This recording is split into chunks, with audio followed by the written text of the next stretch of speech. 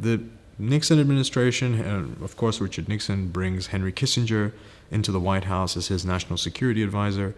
And the two of them, Nixon and Kissinger, formulate a very revolutionary, a novel understanding of America's containment policy in what's called the Nixon Doctrine.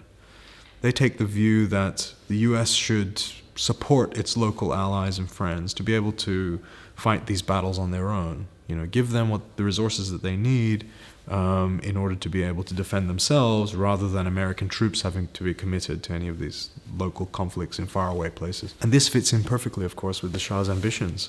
For decades, he's been trying to convince various American presidents that Iran should have this special place in the world and should be the pillar of American policy in the Middle East and should be the most dominant power in the Persian Gulf. Finally,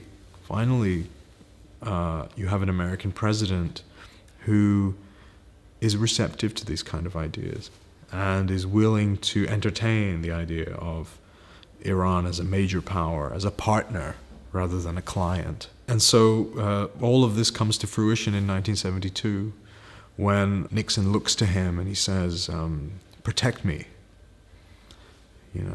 Here was the President of the United States had come to the court of the Shah to ask him to protect the United States, how the tables had turned. I can only imagine how happy he must have been in that moment. And he then proceeds to gain a number of promises and commitments from Nixon and Kissinger on all kinds of things, weapons systems that he wants to support his covert war in northern Iraq, where Iran, going all the way back to the 1960s, was supporting a Kurdish insurgency.